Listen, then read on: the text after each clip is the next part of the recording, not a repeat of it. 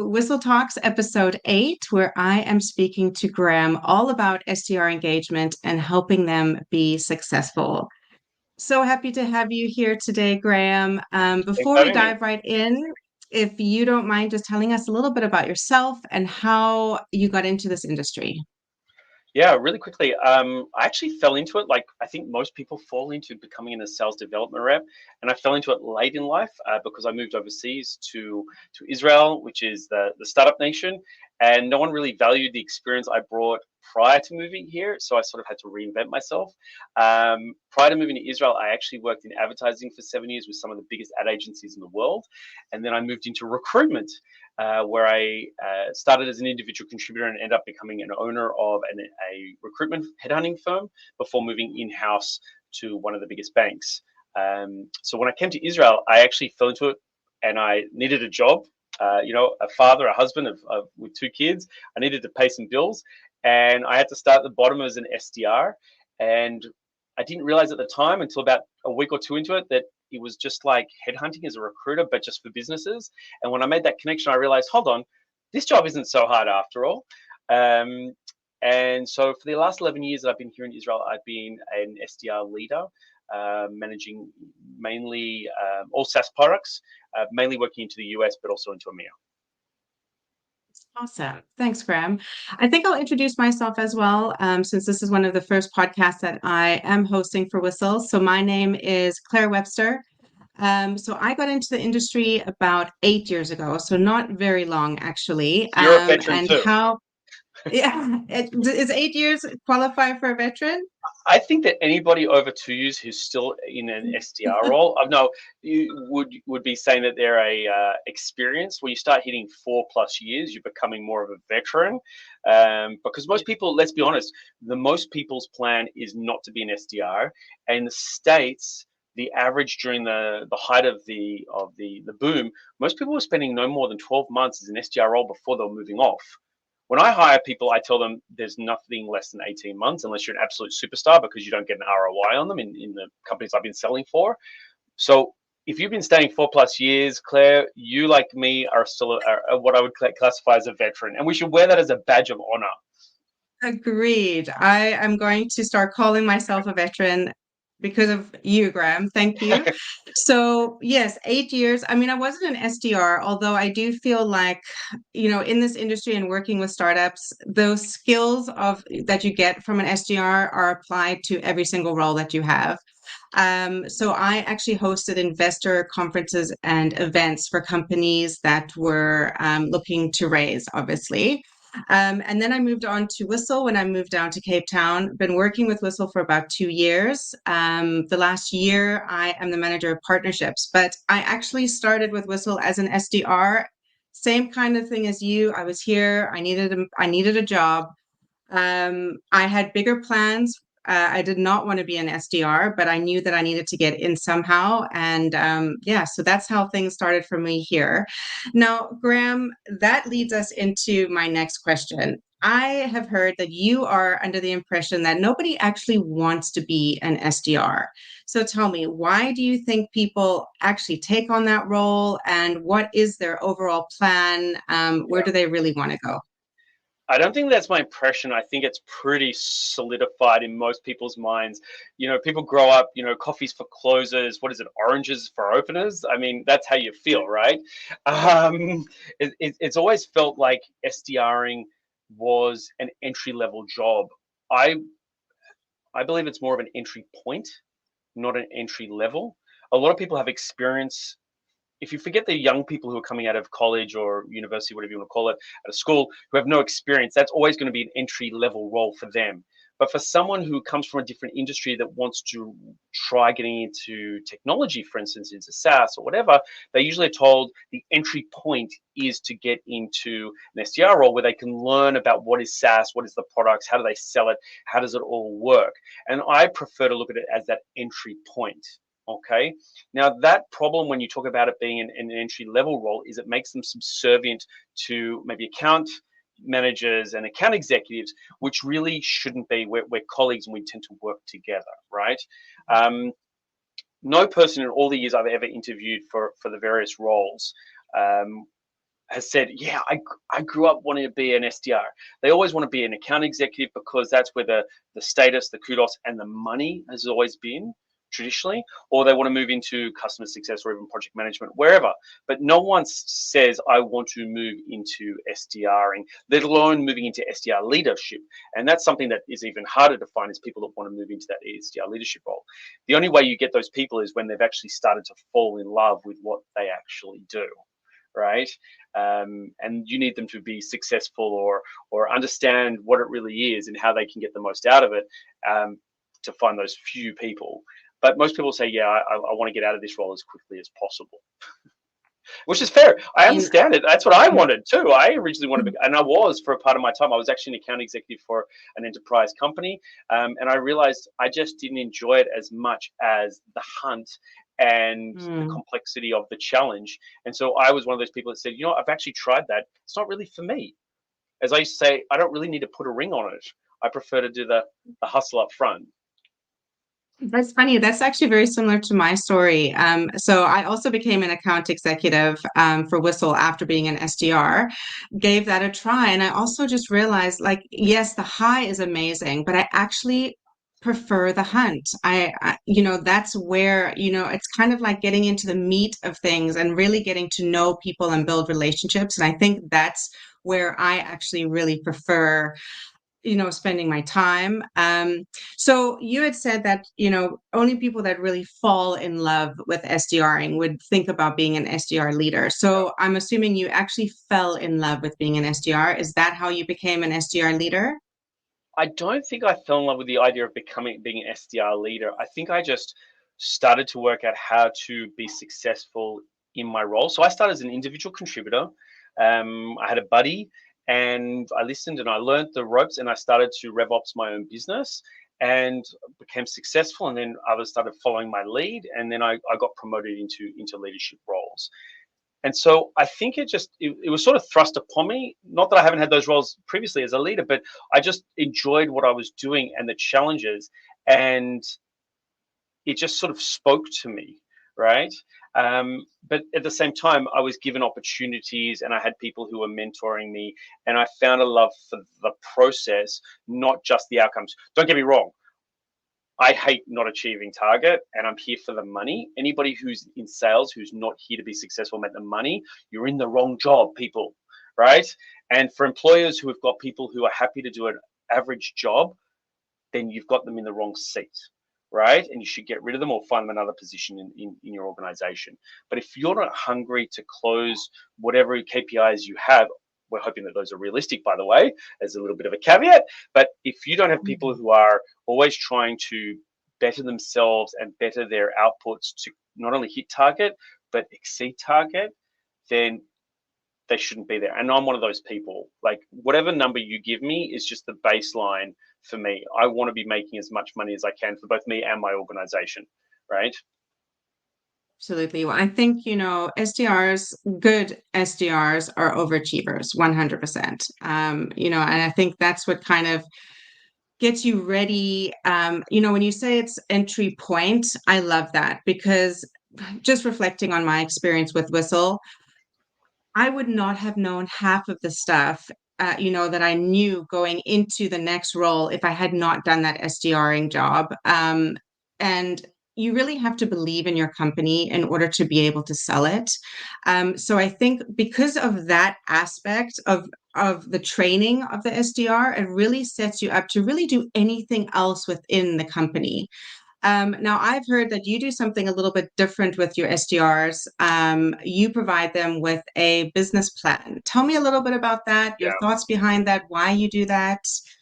Just before that, I want to tell you something. What people don't recognize, and I took probably 20 years to admit this, is I never wanted to tell people I'm in sales. Recruitment is a sales position. We sell people, we sell dreams of a better career somewhere else, and career progression. And we're selling to the employer that we have someone who can fulfill their need of an output or an input to an output. So for me, I never wanted to say I was sales. I'm in relationship management and all that stuff. But we sell every day. I sell to my wife when she says you haven't done your chores, you haven't taken out the garbage. Like, but I'm watching football. Can I do it afterwards? Can I do it at halftime? We're always selling, but some of us have taken upon ourselves that we actually do it for a profession. And when you own that and understand that you are in sales, the more objective you'll be about your outcomes.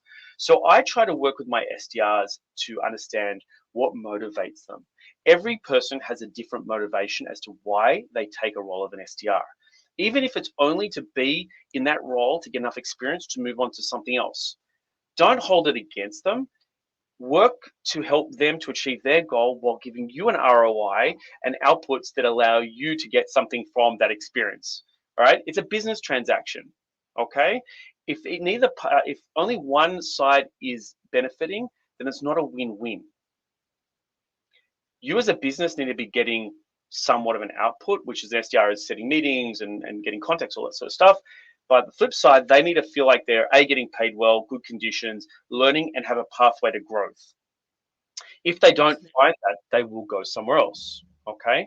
Now the conundrum is that a great SDR does not make a great AE, or great SDR does not necessarily make a great AE. But you're told if you hit targets for a certain period of time, then we will consider you for other roles. That's a little bit of the conundrum, but it does come back to how they behave. Now, for me, when I get to understand their motivation, it's not just about, I want to be an AE. Oh, sorry. All right. So, what are the things that you want to achieve along that way? What skill sets do you currently have versus what you need to acquire to get to become an AE? So, working with them on a development plan. Okay. The more objective they are, and I tend to look at SDRs and anybody in sales as a franchise owner, right? So it's their business and I'm investing in them. I'm giving them the tools, I'm giving them my time and my education. So I am the VC, I'm the investor, and they are the business. So you want to make them as accountable to themselves and to me as the VC as possible and objective. For most people who have not been a business owner, they've never done a business plan, right? And they've never really analyzed themselves as a product. They see themselves as an emotional human being, not as a product that they're selling. And that's really, really important, is to set that aside. So my business plan will ask them, well, what did you do last year? What were the outputs against your targets? Why did you or did you not hit your target? What did you do well? What did you not do well? What do you need from me to help you do better in this next period of time so that we can then put a plan in place? What's another aspect of that that most people don't do is most people separate the work from the personal. Yet most people spend more time at work than they do anywhere else, and their financial freedom to do what they want in their personal time is usually comes from the job that you employ them to do. So if you sit with someone and you say, well, what do you want to achieve this year? Okay, you want to go on a holiday, you need to save $10,000 to go on this amazing trip. Okay, so outside of your salary, what bonus do you need to earn? And then let's tie that back to your KPIs and say, all right, even if you only have to do 10 meetings a month, in order to pay for that holiday, you need to be doing 13. All right, so how do we get you there to get to the 13? Because you're tying the two parts of their life, the professional and the personal, together.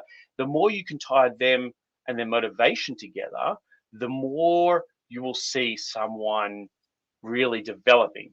Okay, that's the first thing. The second part I just want to add is that, and this is something that I've only come to acknowledge, recognize, and acknowledge in my latter part of my career, is that it's it's not just about the outcomes, right? Society tells us that we are fed to believe that you're only successful and you're only a great person if you achieve your targets and you achieve a promotion and status and financial numbers, right? But what I've learned is that it's more about the process. Vishen Lakhani, who is the founder of Mind Valley, he actually wrote in the foreword of another book for Sri Kumar Rao. He says, our work is nothing more than the ultimate vehicle for our personal growth, right? I love So when that. you start to focus on the process, then you start to not so much worry about the outcomes, and the outcomes should theoretically come by way of the fact that you're trying to focus on how do I make this process better, if that makes sense. Totally, totally. I love that. I think, we're brought up thinking about our personal lives, everybody knows that, enjoy the journey, not the destination. Applying that to, your career, it only actually makes sense. Of course, you need to be focusing on what the process is to get you to that end goal, Yeah. to that destination. I also love something that you kind of touched on there, being a franchise owner. Absolutely. I think SDRs, they have this stigma around them of, as we've already mentioned, the like entry level, entry point. And it's usually just in when you become an AE where you get that idea of like, oh, this is my own business. This is my own, I'm running things for myself. But you're absolutely right. I think actually in every role, it, Yeah. you are your own, boss. You are running your own business here. So to Company. start You're that running your own thinking and that company. thought process, You're not necessarily your own exactly. boss because when you're your own boss, you tend to be less accountable. So when I was owning a business, my friends in other companies, we realized that there's a lack of accountability to other people. So when you have investors or your clients, you become accountable to them Right. on the outputs that you do. So if you think of yourself as a business, but you're accountable to your customers or your investors, then it makes you think more objectively and more honestly about those activities and the way you go about your business. Absolutely. I love that. Absolutely love I that. just want to add one thing. What I've learned over the years is that, again, coming back to that idea of SDRs are junior to AEs, there is that stigma that they are junior and it's an entry level role. What I've found in practice is that even though AEs tend to say, look, these are the companies we want to target, et cetera, what I've found is that SDRs in general have more responsibility and ownership of the process than anyone gives them credit for. So they're the ones saying, "Hey Claire, you know how you wanted to target company X? Well, I'm just letting you know we're talking to 4 different people at the moment, and I've got directions of this. This is what I was thinking. We should send them some materials, or in the meeting that we have next week with Peter, that we should really focus on this, this, and this based on all the conversations that have taken me to this point. What do you think?" Right? Instead of the AE telling me what to do, we are almost like the hand that's moving the puppet. AEs will not like that analogy whatsoever, but it's because we are at the top end of the funnel, we have a lot more data that we're using. We're talking to a lot more people. They only see the outputs, right? So we are doing a lot Absolutely. more orchestration than anybody realizes, which puts us into a role in the driving seat, even though everyone thinks that the AE is the real driver of the automobile, right? Or they might be the driver, but maybe we're the navigator. Absolutely. I think especially with Whistle and what we do, the negative feedback, or I don't want to say negative, but the feedback is the most important part, and where are we getting the most feedback is from our SDRs, because they're actually the ones talking to our ICP, you know Yeah. hearing what they have to say, hearing the objectives. Why is it failure? What's negative? When you say negative, let's talk about that for a minute. Yeah. When you say negative, what are you referring to? Can you give me a specific example? I think I was just more thinking of like objectives, because in the SDR world, I think objectives are the most negative part of your job, being Objections? rejected. Yep. Okay. Yeah. So that's not again, if you flip that and say, okay, firstly, we're in the rejection business. I've been saying this for years when I interview people. Do you know what an SDR does all day? And they think, yeah, you cold call people, you're on the phones and stuff. I'm like, no, we talk to no one most of the time. People don't answer our emails. 95% of what we do just goes into nowhere. And maybe 5% of it actually gets a response. And then a large percentage of that probably tells people to get lost. Some of that's overt, some of it's over email, right? So we are in the rejection business. I always joke it's like being the ugliest guy going to his high school prom and wanting to ask only the really pretty girls for a dance. And we're going to keep asking until one of them says yes, right? Now, the thing is that if you look at failure as a negative thing, then you've got a problem. But if you look at your SDRs as being the top of the funnel, the mouthpiece who are engaging your prospects, they are actually the most valuable people in your funnel, because for two reasons. One, they're providing feedback that other people are not getting. So, okay, you're getting objections. Great. Can I learn more about those objections? Are they legitimate, or are we just not doing a good job? If we're not doing a good job, let's rework that messaging and outreach to get a better response. If they are legitimate, then we need to take that back to our customer and share that so that we can work out how we can overcome it from a product or go to market perspective, right? The other part of that is just learning that we make mistakes, and that's okay, right? You only get better in life from making mistakes. The second part of that is coming back to it is that today, especially since the recession in the last 2 years, is that closing used to be a lot easier because everyone was always looking for business and there was a lot of money. Today, opening is the new closing. It's really hard to get people, firstly, on the phones. People have moved jobs, they're no longer around. The data might be a little bit older. And second of all, budgets are a lot more constricted than they were 2 years ago. So you need to put people into this role who are going to do it, and you need to treat them with the respect that they really deserve. These guys are the engine of your sales machine. Absolutely. Amen. So Graeme, since I mean we tell me what you do to help your SDRs be successful. If you let's Yeah, if you could give our audience, one last I like get out tip. of their way. I literally get out of their way, right? So I try not to micromanage my guys, and I'm always asking them, what are the problems that you have that are preventing you from being more successful? That's the question I always ask them. Again, think of yourself as a VC, as a venture capitalist. I'm investing in these people. Sometimes these are one-on-one conversations, but also in team meetings. Normally I do once every 6 months. All right, guys, let's talk about the processes. What's working, what's not working. We always start with the not working because it's usually a lot longer, and it's allowing them to just have their gripe and we put them on the board. This I can fix, these I can't, these I can work on, right? So I always talk about three key concepts. It's called eliminate, automate, and outsource. They're pretty self-explanatory. 60 to 70% of what an SDR does is wasted time, and it's not focusing on where they're really generating revenue. Okay. So if you look at the way SDRs work today, there's a human component and there's a technological component. And not always is that technological component needed to be done by an individual SDRs at scale. It could be somebody else. So I always talk about what are the things that we do in our job that add absolutely zero value, and we're doing them because someone told us to. Do we really need to have this many meetings? Really? Okay, do I really need to take notes when I can use technology, which I can automate it? Or can I get somebody in RevOps or work with one of my vendors to work out how to use APIs to make sure that two or three of my platforms talk together so I don't have to update all three after every call? I can do one that talks to the middle one, that talks to the third one. Not only does that save time and effort, but reduces errors, increases transparency. And the third part is how do you outsource a role or part of a role if it's not adding value? I'll tell you a quick story.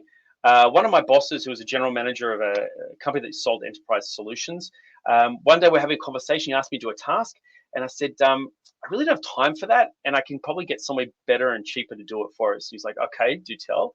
And then I said, well, I just know somebody. And so after that task was done and he was happy with it, I said, look, I actually have a confession to make. And he's a bit apprehensive. What, an employee saying he has a confession that doesn't sound good. I said, I've actually been outsourcing part of my role for the better part of a year. And he was like, could you explain that? And I said, well, it takes a lot of time to do a lot of sourcing and looking for the data and stuff. And I pay someone on Fiverr. And that allowed me more time to spend time on doing my emails and doing my cold calls. And he said, well, how much have you spent in the last year? I said, oh, I think maybe $200-300 US. He's like, bring me the invoices and the money will be in your next pay slip. Because he could see that I was already getting the value and I learned how to outsource from an early stage. Now, that doesn't have to be that dramatic. You can have, and I have done this in the past, where I've taken a SDR who wasn't so great on the phones and I turned them into a lead generator. So instead of everybody doing their own sourcing, which can be good to some extent in learning about your accounts, it's not the best use of their time to spend hours a day looking on LinkedIn or Zooming for all those, looking for the right persona, looking for the right contact, entering that into Salesforce, making sure there's not duplication, then putting into the right cadence, where you could have somebody who is really good at processes, who understands the SDR function, put them in there, and they will then source for everybody, allowing your SDRs more time. Now, that's an internal example, or you could outsource that. Like, for instance, I use Whistle for outsourcing of data in my current company where I'm doing some work. I don't have access to all these platforms. And if I was to pay for it, I wouldn't get the value that it would give me a good ROI. Whereas I can come to Whistle and say, all right, guys, you subscribe to every platform. This is the list I need, or this is my persona. Can you go find it and pay a fraction of the price? So the more you look at it from this perspective, from how do I eliminate, automate, and outsource, you will allow the SDRs to focus on their true value points, which is how do I have human engagement? The more they focus on stuff that can really move the needle, the more they're likely that they're going to hit their targets, the more they're going to be successful for you and your business, and also the more they're going to be motivated to come to work every single day. Amazing. Thank you so much, Graeme. Again, absolute pleasure to have you. I'm looking forward to the next time.